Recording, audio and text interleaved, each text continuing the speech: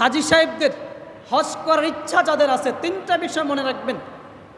এক নম্বর বিষয় হলো, আমি আল্লাহর ঘরের মেহমান। হজে যাওয়ার সময় কথাটা মনে রাখবেন, সব সময় মাথার মধ্যে মেমোরিতে রাখা চাই, আমি আল্লাহর ঘরের মেহমান। আল্লাহ আমাকে দাওয়াত করে, আল্লাহ আমাকে নিচ্ছেন, কাজেই সর্বোচ্চ আদব, সর্বোচ্চ ভদ্রতা, সর্বোচ্চ বিনয়ের পরিচয় দিতে হবে। হজ করতে গেলেন, দেখবেন হাজী সাহেবরা যারা যায়, কারোর সাথে দেখা হইলেই প্রথম কথাটাই, তোমার প্যাকেজ কত? এত। আরে আমার এত এত, ঠকাইছে, গিয়া লই দেশে খবর আছে।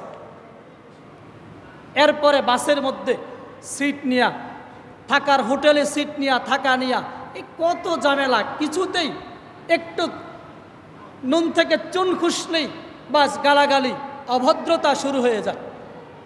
এজন্য আল্লাহ কুরআনুল কারীম স্পষ্ট বলছেন, মানলাম ইয়ারফাস ওয়ালাম ইয়াফসুক। হজের ক্ষেত্রে আল্লাহ দুইটা শর্ত। এক নম্বর, যে ঝগড়া করবে না। হজ করতে গিয়া কষ্ট, এমনি হজ অনেক কষ্ট, আবার যদি মানুষের সাথে চলতে গিয়া একটু দেখা যায় আপনার কষ্ট হয়, আপনার সিটে কেউ বসে পড়লো, একটু ধাক্কা দিল, একটু গায়ে লাগলো, মেজাজটা গরম হয়ে যায়।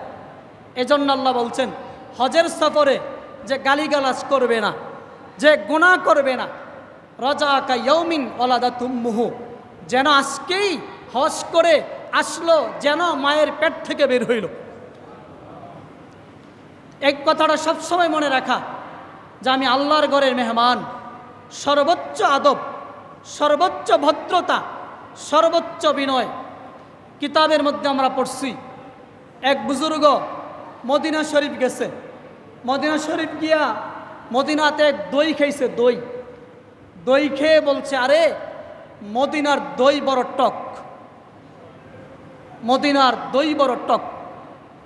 ওই বুজুর্গ রাতের বেলা স্বপ্ন দেখছে, আল্লাহর হাবিব তাকে বলতেছেন, এরে গাদ্দার, তোরে কে বলছে মদিনাতে আসতি?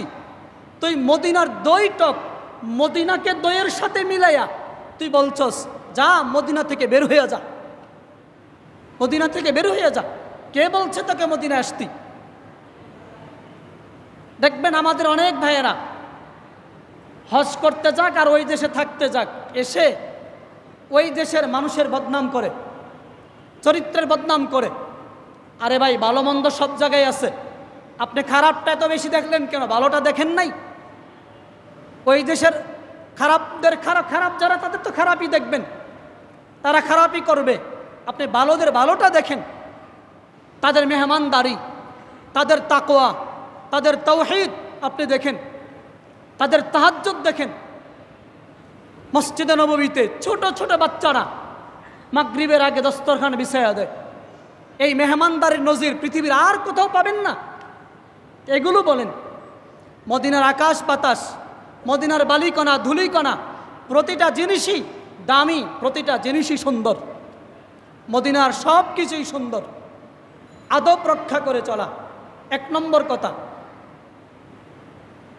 নম্বর দুই, হাজী সাহেবদের মনে রাখা চাই, নম্বর দুই, হজে যাওয়ার আগে নিয়তটাকে পুরাপুরি যাচাই করবেন আগে, যে আসলে আমার হজটা কার জন্য। আমি যে 7 লক্ষ টাকা খরচ করে হজে যাচ্ছি, কেন যাচ্ছি? হজ করে আসলে মানুষ যদি আপনাকে আলহাজ না বলে, চেহারাটা মলিন হয়ে যায়। নামটা লেখছে, আমি এক লোকেরে দেখছি, আপনার নাম কি? থানার এক লোক জিজ্ঞেস করছে, আপনার নাম কি? তা আরেকজনে বলে দিছে নামটা অমুক। উনি কয়, না না না, আগে হাজি লেখেন, হাজি অমুক। হাজি সাহেব না বললে চেহারাটা মলিন হয়ে যায়। জিজ্ঞেস করলে আলহাজ, হাজি সাহেব, হাজিকে ডাকটা দিলে মনটা ভরে যায়।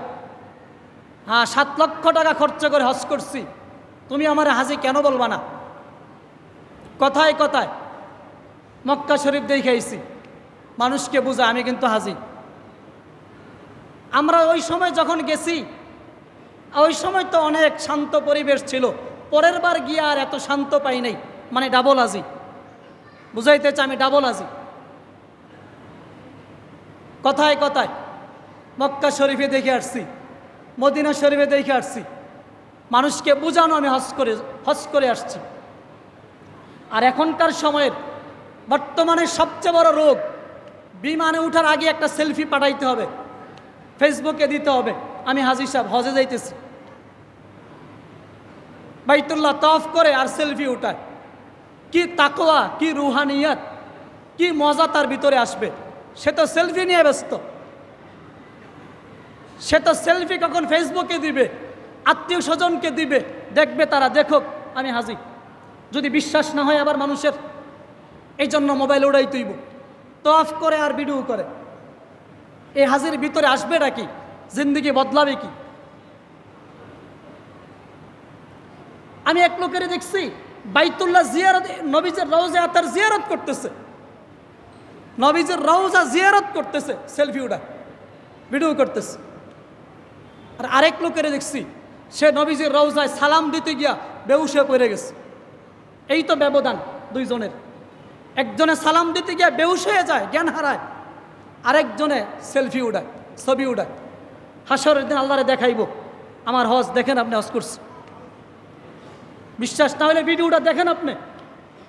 এছাড়া আর কি বলেন তো? আল্লাহর হস্তে নিয়তটাকে ঠিক করা, আমি কেন হজে যাচ্ছি, এত কষ্টের হজ, এত পয়সার হজ, এত সাধনার হজ, এত স্বপ্নের হজ, সামান্য নিয়তের কারণে যেন হজটা নষ্ট না হয়।